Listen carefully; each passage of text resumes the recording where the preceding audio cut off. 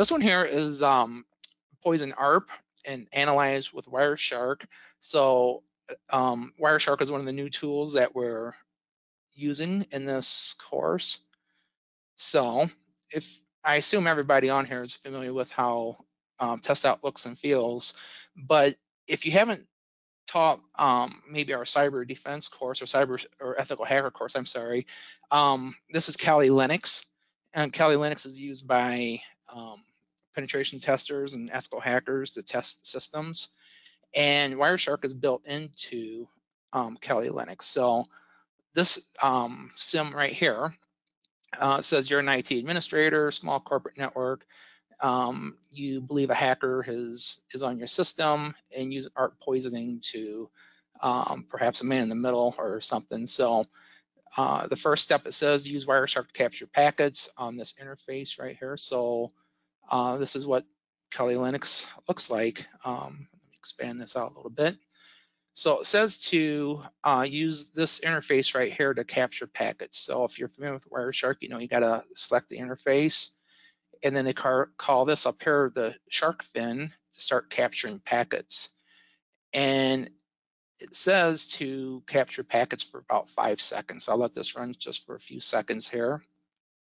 And then if I click the little red square here, it stops capturing. So the next thing it says is to determine what's going on and use the IP address 192.168.0.2 to help identify. So it also says we just want to look at ARP. So you can use the filter up here, and that helps narrow things down. If you look at the protocols, the only thing I have now is ARP. So the thing is, we want to see what's kind of going on with this 192 address. And if I scroll up here a little bit, right here, the very first packet, it says it's a broadcast packet. And basically what's happening is the IP address 0.46 is sending out a broadcast and basically saying, like, hey, who has the IP address of 192.168.0.2? And then if you know, tell me, 0.46. So that's a broadcast. And if you look at the MAC address down here, it's just all zero. So it doesn't know the MAC address. So it's asking for the MAC address.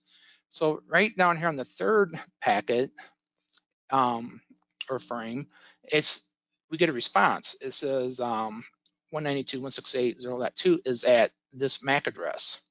All right, so that's good and fine and dandy. But then if you look down a couple more frames, we have another response.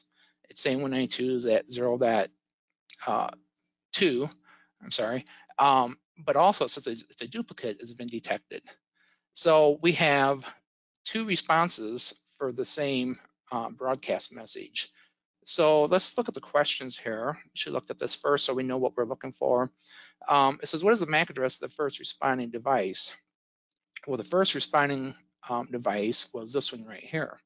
And you see the MAC address is right here. And I'll type that in real quick. Should have picked the one that didn't have as much typing. And the next part says, what is the MAC address of the duplicate responding device? So that's this one right down here. So once again, we'll type in that MAC address. And I hope I got those typed in right. And we can hit the score lab. And it looks like I accomplished that correctly. So obviously before you do that sim, you have lessons, a video lesson and a demo and some text lessons that explain exactly what we're doing here. The next one is 519. And this is one of the new Pfsense demos or simulations. We have demos and simulations. I think there's probably at least a dozen to 15 demos on Pfsense, and there's probably 8 to 10 sims. I haven't counted them lately. So Pfsense is an open source firewall, intrusion detection. It does all types of things. And one of the reasons why we decided to use Pfsense or or demos and sims is because there's so many free components that you can, modules and plugins that you can add to it to have it do all types of things. And we demo, like I said, 10 to 15 things and simulate several more. So the first thing it says to do here, we're going to change the password for the admin account, and then we're going to create a second admin user, and then we're going to set the session timeout to 15 minutes. And we're also going to configure this anti-lockout rule. So in order to get to our device, we need to put the IP address in. And if you highlight things in the description here, it will actually copy it to the clipboard, and it keeps me from having to type. So the default username is admin, and the default password, so the default password is Pfsense for a brand new install of Pfsense. And just like the real Pfsense, if you don't have the default change, you'll get this notice all the time. So one of the first things it wants you to do is go ahead and copy this password or change the password to this password. To do that, we go under System, and we'll come down to User Manager. And we have only one account so far, and we'll go ahead and click this Edit button. And we will just paste in the new password because I copied that. And that is the only thing that we need to change on this page. We're just changing the password. We'll click Save. All right, the second set of steps here is to actually create another user account. So we'll come down here and click on Add. And the username is Z Olson. And the password is basically it says stay out, but of course some things are swapped. So once again, I'll just paste that in to save time. Full name is Zoe Olson. And it says group membership admin. So this is when you have these two different boxes here, and it says not a member of admins. And over here it says member of, and this is blank. So if I highlight this and go ahead and move it over, I just moved that group membership into admin. So Zoe will be a group of the admin users. We only have one user group so far. And we'll go ahead and click on Save. And we have that account created.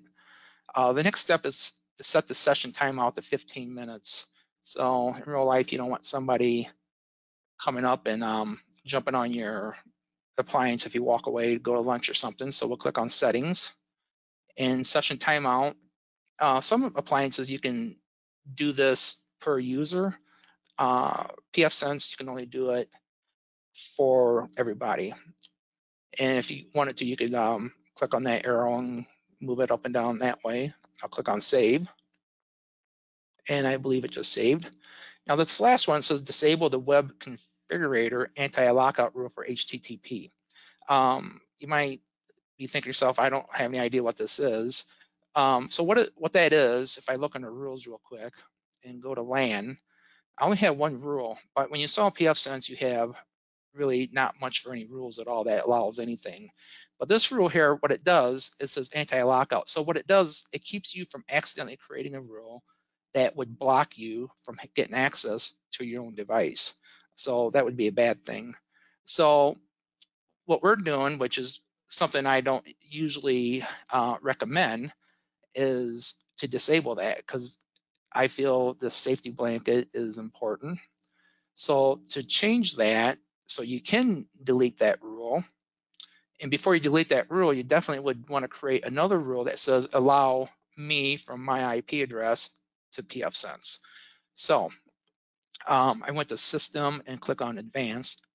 And then it says for HTTP, so I'll click on HTTP. And then it says disable the web configurator anti-lockout rule. Okay, it's right here. So by default, it's not checked, which is the good thing. I just checked it, and I'm disabling the ability for me to delete this rule. And you can read more about it right here. And like I said, typically in real life, I don't do this, but If you really want to lock down your security appliance, you would disable that, put in one single rule that allows only me from my IP address, maybe certain times of the day, I don't know. We'll click on save. You always get this green dialog that pops up to confirm.